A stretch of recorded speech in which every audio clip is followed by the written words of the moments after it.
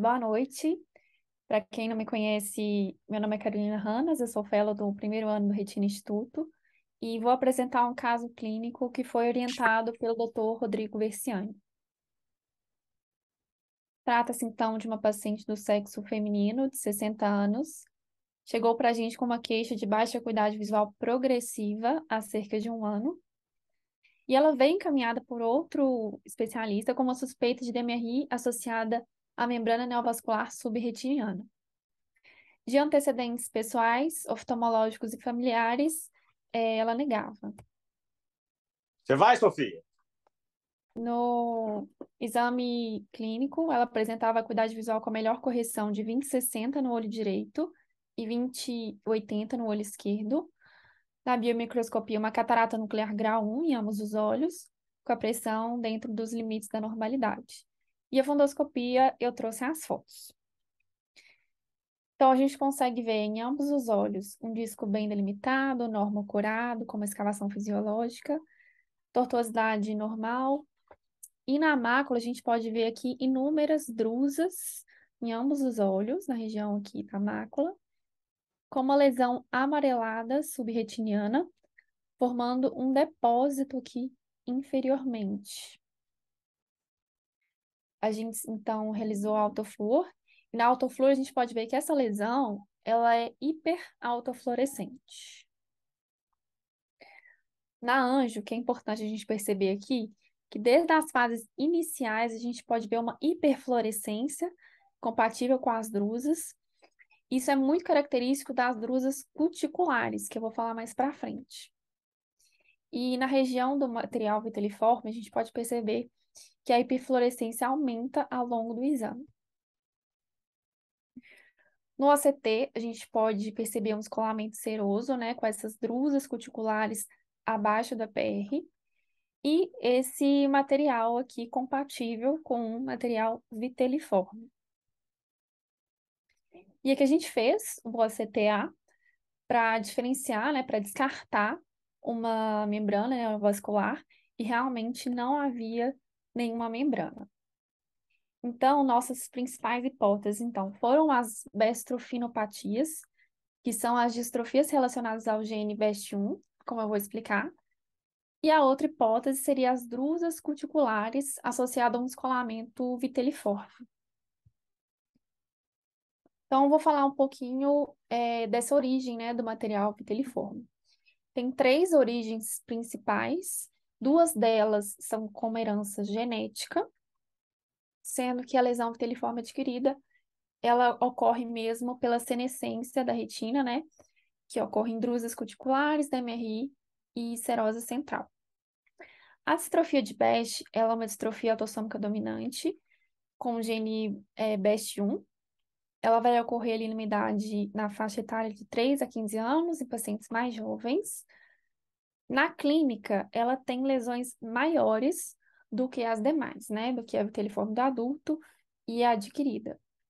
E uma importante diferenciação também é o eletrooculograma, que ele vai estar alterado em todas as fases da distrofia de Best e normal nas demais. A viteliforme do adulto, além do gene BEST1, pode ser encontrado esses outros genes, e a faixa etária vai acometer ali de 30 a 50 anos. As lesões são menores e o eletrooculograma é normal. Já na lesão viteliforme adquirida, ela vai ocorrer, né, pelas drusas cuticulares, DMRI e serose central, sem predisposição genética, e vai ocorrer numa faixa também de 30 a 50 anos, com lesões menores e eletrooculograma normal. Vou falar então um pouquinho da distrofia viteliforme do adulto. Ela é parte de um grupo heterogêneo da distrofia padrão, e ela é a distrofia padrão mais comum. E o que que é, né, essa distrofia padrão? É um grupo de doenças maculares autossômicas dominantes, caracterizadas por vários padrões de alteração pigmentar na mácula. Além da distrofia viteliforme do adulto, há também a distrofia pigmentar em forma de borboleta, né, a butterfly shaped, a distrofia reticular, a distrofia padrão multifocal, simulando a doença de Stargardt, e o fundus pulverulentus. E como que ocorre, né, esse depósito do material viteliforme? Então, nessa distrofia, há uma disfunção do EPR da coroide, levando ao acúmulo do material viteliforme, que ele é composto por segmentos externos de fotorreceptores não fagocitados e lipofucsina. E esse acúmulo desse material pode levar à lesão de fotorreceptores e EPR. Então, assim como na doença de Best, na lesão viteliforme adquirida, esse material viteliforme ele possui estágios. O estágio inicial é o pré-viteliforme, que é normal ou apenas pequenas alterações, mas o paciente está sintomático. No estágio viteliforme, que a gente consegue ver aqui, forma uma lesão típica em gema de ovo. E no pseudo-hipopretiniano, essa lesão em gema de ovo vai sendo reabsorvida. Então, provavelmente era o caso da nossa paciente que se depositava aqui inferiormente. O quarto estágio é o vítelo eruptivo, que é semelhante a ovos mexidos, já tem uma baixa de acuidade visual importante. E o quinto estágio é o estágio de atrofia. Lembrando que esses pacientes, em 20 a 30% dos casos, podem complicar com a membrana neovascular. Na anjo, como é que a gente vai ver, né? Essa lesão aparece hipofluorescente, com um anel de hiperfluorescência que aumenta de intensidade nas fases tardias. E isso é importante para a gente diferenciar. É importante porque é semelhante, né, à neovascularização de coroide, então a gente tem que estar atento a outros sinais que diferenciam essas duas entidades. Na autofluor, a gente vê que essa lesão viteliforme ela é hiperautofluorescente, o que diferencia também da membrana neovascular. E no OCT, a lesão viteliforme ela está localizada sob a retina neurosensorial e acima do EPR. Então, como que a gente vai diferenciar, né, a viteliforme da adulto da viteliforme adquirida? É realmente difícil, né, em pacientes sem história familiar de doença ou com doenças maculares simultâneas. Então, a diferenciação realmente é genética. E o que que é, né, essa lesão viteliforme adquirida? Ela também é chamada de descolamento pseudoviteliforme e está relacionada a distúrbios do envelhecimento retiniano, como eu disse, né? DMRI, serose central e drusas cuticulares são as principais. Essas drusas cuticulares, elas são múltiplos depósitos abaixo do EPR, uniformes e densamente compactados. E no OCT, eles têm uma aparência triangular. E como eles ficam compactados, quando criam-se numerosas drusas, pode formar um padrão de dente de serra. E esse material viteliforme ele é visto em cerca de 24% dos pacientes com as drusas cuticulares.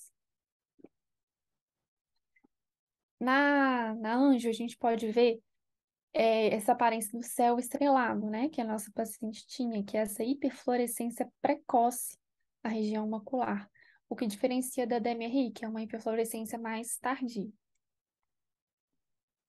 E o descolamento seroso da nossa paciente? Então, assim como, né, tinha uma disfunção do EPR levando ao acúmulo de material viteliforme, há também uma interrupção do transporte iônico epitelial e a homeostase do fluido, levando esse acúmulo do fluido no espaço potencial entre o EPR e as células fotorreceptoras. E tem tratamento? Então, o fluido, ele é encontrado juntamente com o material viteliforme na região macular, porém, diferentemente da DMRI exudativa, não há benefícios clínicos no uso do anti-VEGF. Então, é importante a gente diferenciar essas duas entidades para não ocorrer um tratamento desnecessário.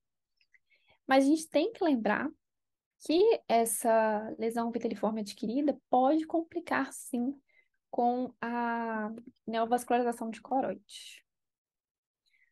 Bom, então aqui os pontos principais da aula. Lembrar, né, que essa lesão viteliforme adquirida, ela vai acometer ali paciente na faixa principalmente dos 30, 50 anos. E esse material viteliforme, ele pode ocorrer juntamente com as drusas cuticulares, com a DMRI e a serosa central. É importante diferenciar da membrana neovascular. principalmente porque esse líquido secundário, o viteliforme, não melhora com o uso de anti-VEGF. E o tratamento não há nenhuma evidência de sucesso, a gente tem que lembrar das complicações, né? Que pode haver, sim, a neovascularização. Que foram minhas referências. E obrigada a todos pela atenção. Maravilha, maravilha, Carol. Muito bom. Não sei se a gente para agora ou a gente segue para o outro caso. Acho melhor a gente fazer algum questionamento agora, né? Para não perder o fio da meada do caso. Eu Pode. acho. Deixa eu ver quem está aqui. A Marinês está aqui, a Denise, só tá mais a gente. Então, você conheceu a paciente, Carol? Não, né? Não, não. Não conheci. Você viu mais depois que o Rodrigo conversou e mandou para É, você os exames, né? aham. Então, e você, na hora que o Rodrigo te passou o caso, inicialmente, você pensou que era DMRI? Não. Mas Não. deu dúvida realmente se tinha uma membrana ali ou se era só o material viteliforme mesmo. Deu E uma uma certa outra dúvida. coisa, você acha que só o OCTA daria os indícios ou o BACE-CAM também ajudaria? Ah, os Teria dois? que, sim, os dois, né? Então, Sim, os eu acho que dois. os dois aliados ali mataria a charada, Com né? Porque às certeza. vezes você tem uma membrana tipo 2, às vezes ela é de baixo fluxo, às vezes ela não aparece ali no OCTA. Então, eu acho que sempre tem que aliar o OCTA, sim, que veio a nos ajudar como ferramenta, mas utilizar também o Basecamp, que até para polipoidal, o Basecamp, ele é mais mandatório e diagnóstico do que o OCTA, né? Porque como não Sim, consegue ver o fluxo pelo OCTA, o Basecamp nos ajuda muito. Então, com eu acho certeza. que por aquele material ali, né, viteliforme que estava ali, a gente já desconfia que não seria uma DMRI sozinha, então tem aquelas drusas ali que podem vir acompanhadas. Então, você detalhou muito bem. Eu acho que foi muito bem documentado, caso bem bonito. Eu não sei se a Carol tem alguma pergunta ou a Denise, mas a avaliação multimodal, no caso, foi linda, né? Você vê o tanto Falar que também da Autoflur, né, Tereza? Que a da imagem ali ficou autofluo bem bacana, É, deu para ver bem, né? ficou A bem ímpeto documentado. do material viteliforme. ficou Eu maravilhoso, perdi o muito caso, bom. gente, porque eu cheguei atrasada. Não, tranquilo. Você está aí, na Mas agora luta aí, vamos né? discutir o caso do Neifer, que eu conheço, o caso eu que passei para ele. Ah, que bacana, que bom. Bom que você nos ajuda aí. Então, parabéns aí, Carol. É bom guardar esses casos todos para depois a gente fazer, né? Igual o Augusto aí, o da Marinês, o Neifer tá escrevendo aí, né, Neifer? Tô sim. Então, a gente vai fazer esse compêndio dos casos do Grand Round desse ano, né, Denise? Depois a gente reúne com eles Legal. para a gente ver todos os casos que a gente já pode mandar mesmo, fazer um compêndio esse ano disso aí, tá? Boa Uhum. mesmo. Então, beleza. Vamos aí para o Neifer. Pode começar, Neifer. Beleza. Bom, boa noite, pessoal. Eu fiquei a cargo aqui de apresentar um caso nosso, orientado pela doutora Denise, nosso departamento de retina clínica e cirúrgica. Bom, então o caso clínico é uma feminina de 16 anos, caucasiana, natural e procedente da França, né, dessa cidade, uma cidade do interior da França, Six pour estudante le plage. e Não precisa falar isso, não. estudante solteira. A queixa principal dela relatava uma perda de acuidade visual central, né, bem relatado por um escotoma central, no olho esquerdo de início a 7 dias. Negava outros sintomas visuais. De antecedentes pessoais, nada de nota. Oftalmológicos, ela tinha um passado de distrofia macular viteliforme de Best bilateral, diagnosticada geneticamente, e antecedentes familiares, o pai com doença de Best. A visão, na ocasião do exame, era 20/40 no olho direito e 20/200 no olho esquerdo. Segmento anterior, sem alterações, e tinha um DPAR no olho esquerdo e PIO de 17/17. Bom, na retinografia do olho direito, alteração um depósito viteliforme na região foveal e um pouco na região inferior perifoveal, com retina aplicada, sem alterações vasculares e disco róseo. Escavação 0,3. No olho esquerdo, também essa lesão viteliforme foveal à esquerda, né, aqui na retinografia do olho esquerdo, mas evidenciava também umas lesões, vou dar um zoom aqui, numulares, bem discretas, nasais, brancacentas. Deu para visualizar aí? Bom, na angiofluorescenografia, a gente via o aumento da uma hiperfluorescência em anel, tanto por pooling quanto por staining, nas fases aqui, tanto precoce quanto tardia. Não, um aumento, né? E no olho esquerdo, a mesma alteração. Uma hiperfluorescência que cresce da fase precoce para tardia, de forma anelar, fazendo um tanto um staining quanto um pooling. Mais para frente vocês vão entender o porquê do staining e do pooling também, com a propedêutica total. Aqui uma angiografia de grande angular mostrando essas alterações numulares no olho esquerdo, hiperfluorescentes, e a alteração macular bilateral, hiperfluorescente também por pooling e staining. Na endocianinografia, no olho direito, a gente visualizava uma hipofluorescência. No esquerdo, também a mesma lesão macular, mas visualizava lesões também numulares e hipofluorescentes, tanto na região nasal quanto na região macular.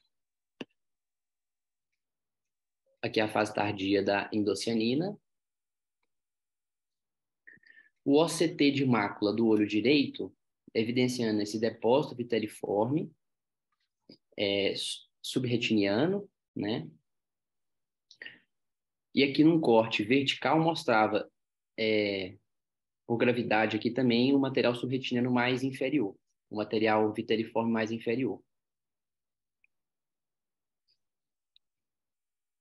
No olho esquerdo também, esse mesmo depósito. E num corte comparando tanto a endocianina quanto o OCT, a gente consegue notar aqui essa interrupção da zona elipsoide da retina externa, né? Veja aí a interrupção compatível com as lesões hipofluorescentes da endocianina.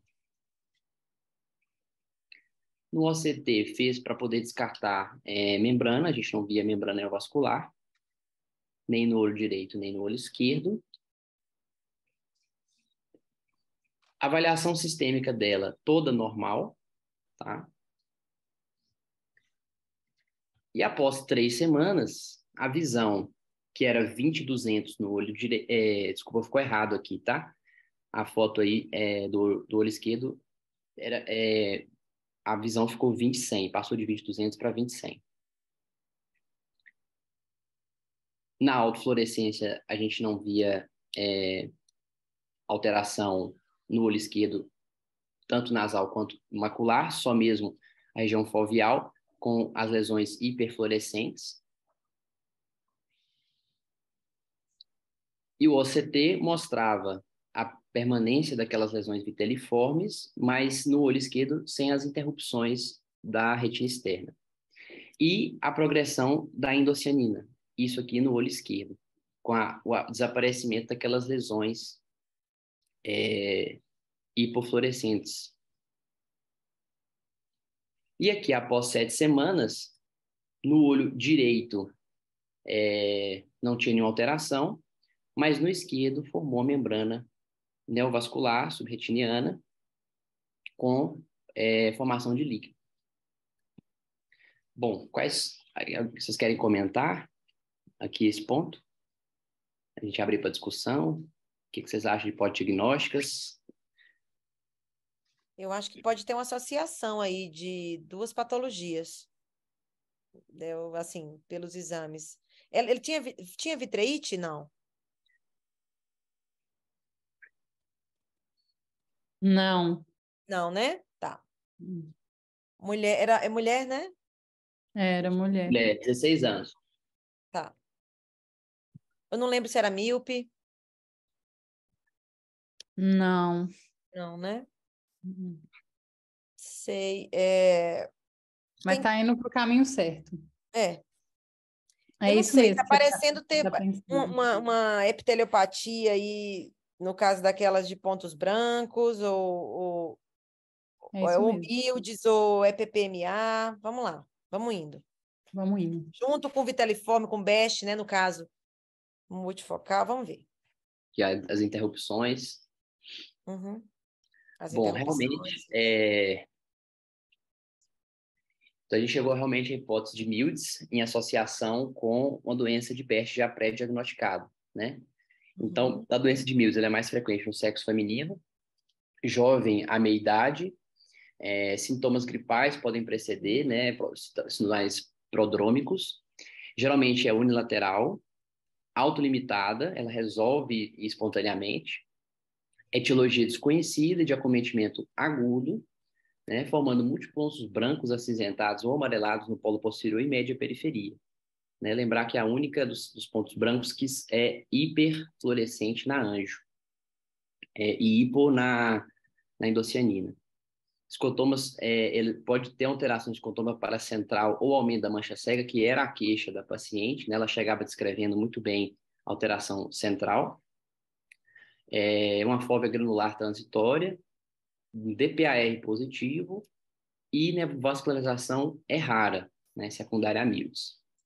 Haja vista tem resolução autolimitada. Já a distrofia de Best, né, como o Carol muito bem falou, a distrofia macular de incidência 1 para 10 mil, que envolve a disfunção do EPR mais comum, né? A apresentação clínica, né, como o Carol também falou, tem o acometimento pré-viteliforme, pseudopópio, disruptiva e atrófica, e 20% acompanhado com neovasculação de coroide, sendo mais raro em idades precoces. Aqui um relato de caso que eu trouxe, que foi o primeiro relato de associação de BEST com Mildes, né, em 1997. Então aqui ele trouxe a retinografia evidenciando o material viteliforme, com as lesões numulares no polo posterior e a anjo mostrando essa hiperfluorescência macular do depósito viteliforme com a hiperfluorescência dos molares do polo posterior. Aqui ele trouxe um campo de Goldman, mostrando a alteração do escotoma paracentral e aumento de mancha cega, e a retinografia pós-resolução das lesões, com a manutenção, né, claro, do depósito viteliforme macular. E aqui, para discutir um pouco a fisiopatologia, trouxe esses dois trabalhos. O primeiro, ele levantou um estudo retrospectivo de 6 pacientes que tinham doenças maculares prévias, doenças retinianas prévias, e fez uma análise retrospectiva desses pacientes. 4 tinham PIC, 1 tinha serose central e 1 atrofia de coroide. E avaliou que durante ou após eles tiveram o aparecimento de membrana neovascular, que também coincidia ou não com a Mildes, né? Então, eles discutiram que a Mildes poderia vir como um preditor de membrana neovascular. Esse outro trabalho abaixo, mostrando, ele descrevia aqui como uma Mildes syndrome-like reaction, né? Que seria uma síndrome-like que seria desencadeada por doenças de base, né, como BEST, estrias angioides, descolamento de retina, que podem ser o ponto de gatilho para desenvolvimento de Mildes, né, questionando um ambiente pró-inflamatório das doenças de base que pode gerar esse desencadeador, né? Então, qual foi aqui a hipótese aventada pelos dois trabalhos da avaliação dos pacientes? Que a membrana neovascular foi um desencadeador da Mildes, né? E aí questiona-se, né? O aparecimento de Mildes em quem tem doença de base seria um preditor da membrana neovascular? Né? Qual a frequência acompanha esses pacientes? Então, essa é a discussão aí. Muito obrigado. Muito bom. Gostei da foto aí, no fim. Então, é um caso lindo. Agora que eu lembrei, esse caso da Denise, ela Eu tinha te discutiu comigo falado uma dele. vez. Nossa, lindo demais, Dê. Que agora Lindo que esse eu vi caso. pessoalmente, né? Assim, eu Exato. não tinha visto ele, né, dessa maneira com as imagens. Então, caso belíssimo, né, de associação de Uhum. patologias, muito bem documentado. Tem essas manchas, assim, achado de campo visual. A gente tem que sempre pensar nas coretites, né? Então, as manchas dos pontos brancos, tem que estar sempre pensando nesse diagnóstico diferencial, afastar causas inflamatórias, sífilis também mimetiza tudo. Então, eu acho que foi um caminho bacana, hein, Denise? Foi bacana Deixa, demais esse deixa caso. eu compartilhar minha tela aqui, que tem um Sim, slide. claro. Ô, Neifer, você tem que. Ah, ótimo. É que eu apresentei esse caso Muito lindo. numa reunião. Uhum. E esse artigo, porque assim, tem duas coisas interessantes nesse caso. Um é a associação do BEST com White Dot Syndrome, porque não é comum. Por que que surgiu, se ela não teve nenhum pródromo gripal, nada, a gente fez teste de Covid, foi na pandemia, a gente fez tudo com ela, perguntamos, ela não tinha nada. E existem relatos de associação de pontos brancos tá falando assim, esse paper, com outros insultos na retina. Entre eles tinha paciente que já tinha tido descolamento de retina, tinha BEST, tinha outras patologias associadas. E aí eles colocaram a hipótese diagnóstica multifatorial. Então, seja o gênero feminino e idade jovem, que a maioria tem, que apresenta esse tipo de associação, ou algum trigger de ambiente, tipo vírus, infecção, alguma coisa assim, que ela não tinha, ou alguma lesão na retina. Esse artigo tem associação com estrias angioides, membrana neovascular, toxoplasmose, descolamento de retina, e eu acho que ele tem um caso de BEST também, se eu não me engano. Ou suscetibilidade genética, então eles estavam querendo estudar algum gene que favorece esse tipo de associação de duas doenças. Então, isso é uma coisa interessante. Por que que existe a associação? Outra coisa foi que ela desenvolveu, você chegou a mostrar aí, Neif? Uma membrana neovascular? Você mostrou a membrana? Cadê o Neif? Deixa eu interromper. Ah, desculpa, eu tava. Mostrei aqui com 7 semanas. Quer que eu coloque Bota aqui? aí a membrana aí para nós. Até para a Tereza dar uma opinião. Evolução. Então, esse OCT de cima aí foi o OCT anterior, um mês.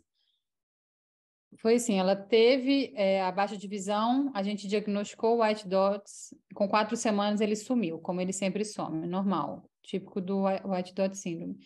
Depois de um mês, ela apareceu com uma membrana neovascular, o que para a BEST, uma menina de 16 anos, é muito raro ter membrana neovascular nessa fase recente da doença, Uhum. né? São mais estáveis. Sim, concordo. Então, por que que surgiu? Será porque é ambiente pró-inflamatório Sim. da Uhum. Tanto que é síndrome tipo mesmo? 2 aqui, né? É. É mais para uma tipo 2 associada com inflamação, tem tudo a ver. Com líquido subretiniano, a gente fez uma Uhum. injeção nela de Eylea, eu tenho segmento. E secou, eu tenho, viu, Neif, o Só segmento. uma, né? Você fez uma e ficou observando Uma ela no PRN. só. Tipo Uma e assim, secou. uma e secou. Não, e a resposta você vê do antiangiogênico, como é diferente, como que a retina ela se prepara para uma membrana de DMRI que exige uma quantidade gigantesca de agentes antiangiogênicos ao longo da vida, né? Uhum. E a retina para outras doenças ela se comporta diferente. Igual aquele caso de maculopatia em torpedo que eu tive com membrana, eu só fiz uma É, e a membrana ficou bonitinha. Então, automíope assim, também, né? é Automíope é uma e impressionante acabou. certas doenças como são comportadas, né? E outras não. É. Então, isso é muito bacana. Isso aí isso com certeza é receptor diferente de cada doença, receptores genéticos, de complemento, que a gente ainda não, né, não tem isso à mão, Tá. né? Se a gente tivesse isso, como saber como o paciente vai responder a cada uma, né, dessas doenças, seria o ideal. Mas muito Boa lindo. noite, boa noite. Boa Boa noite. noite. É Rodrigo? Rodrigo. Tudo jóia, Oi, Salvador da pátria de hoje. Tá tudo bem? tudo jóia. Fábio só com as bombas. É isso aí, Rodrigo. Ai, ai. Aqui, Ele foi nem combinado sabe. o Ele nem caso aí? sabe. Como é que foi? Hum? Pois é, você viu? Não foi combinado, não. Foi, nem combinaram e deu aí. E deu A Carol match. foi best Tá. também, né? Foi muito bom. Bacana Aqui, demais, é verdade. eu cheguei atrasado aqui, mas eu estava assistindo aqui, aí assim, eu acho que é importante aí que o Neif e a Denise apresentaram aí, né? Esse padrão geográfico é meio característico, né? Você pega uma mulher jovem, com essa hiper inicial aí. Legal. Então, É. assim, eu não peguei, foi o Carol. Bota na Anjo aí, Neif, para ver a hiper. É a única White Dot Syndrome que tem hiper, hein, Tem gente? hiper. Isso é legal. Aqui, estão vendo Aí, aí? pra Exato, vocês saberem. Cai em Ah, prova. bacana. Isso mesmo. Porque também tem associação exato. com placoide, né? Tem best com placoide. Best também dá com tudo, dá com humildes, dá com placoide. Então, placoide já seria diferente aí, a Anjo. Podemos pegar para referência, hein, Neif? Best com placoide. É. Ver se fala alguma coisa do porquê. Mas aqui, o que da Carol lá, que acabou que eu perdi o caso aqui, ao Qual o final, seu porque é o caso? Qual o seguinte, seu? isso, o Uhum. que chega uma paciente, o que chama a atenção lá, até no início, é a presença das drusas, né? Então, assim, nesse caso, que vocês estão estudando por último aí da Denise e do Neif, a gente acha que é uma associação. São duas doenças diferentes, então estão tentando linkar o porquê se uma está estimulando a outra. Quando no primeiro caso, o que eu sempre penso, uma coisa para explicar tudo. Então, assim, será que são drusas cuticulares complicadas com um descolamento, um descolamento Bota aí, viteliforme, Carol, para a gente ver. ou realmente uma doença viteliforme? E aí eu não sei o que vocês discutiram, o que vocês acharam. Eu acho que são duas coisas diferentes Não ali. vi o caso. Duas coisas e estão tentando linkar ali, entendeu? Acho que ela devia Uhum. ter as drusas cuticulares e aí veio. Ou não, ou então veio primeiro, aí não sei quem veio primeiro, se foi o ovo ou a galinha, né? Você conhece a É. paciente há muito tempo? Não, essa paciente, particularmente, ela veio só por uma propedêutica, ela veio com Ah, a tá. angiotomografia. Uhum. E aí eu fiz o questionamento para ela lá, examinei ela no consultório, porque ela já veio com um pedido, com a acuidade visual e com a história resumida. E a médica que pediu o exame, ela questionou porque essa paciente tinha um diagnóstico de degeneração macular e estava achando que tinha uma membrana. Uhum. E aí eu fui conversar com a paciente, eu falei, vou examinar tal. E acabou que eu estendi a propedêutica dela até para a gente poder Deixa eu ver, estudar. Carol, vai passando aí. Então, o que chama atenção aí são as drusas.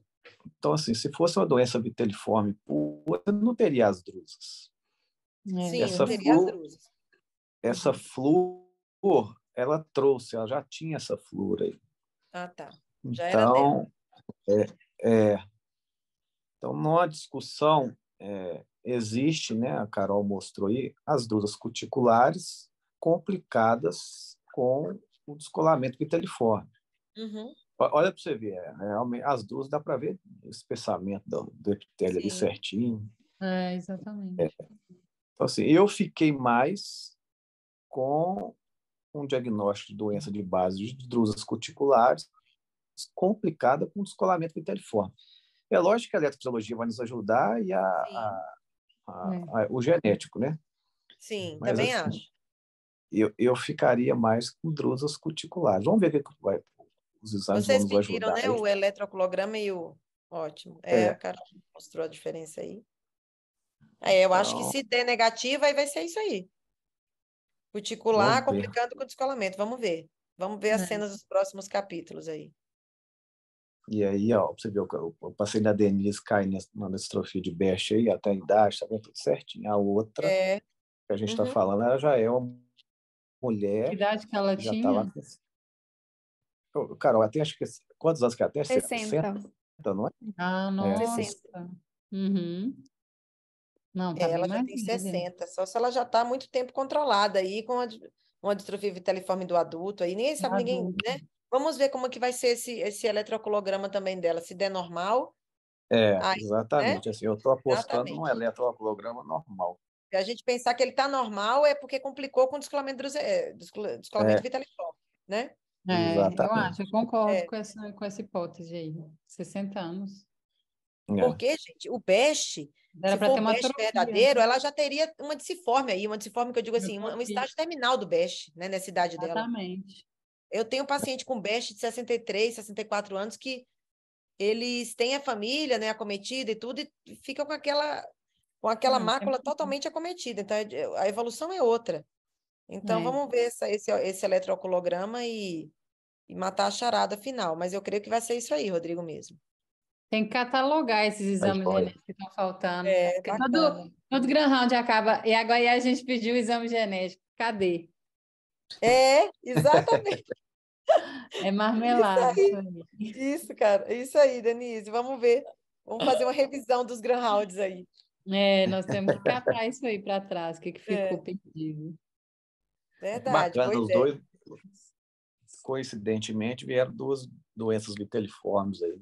Foi bom. Hoje foi bom que aí revisamos vitaliforme aí. Revisamos.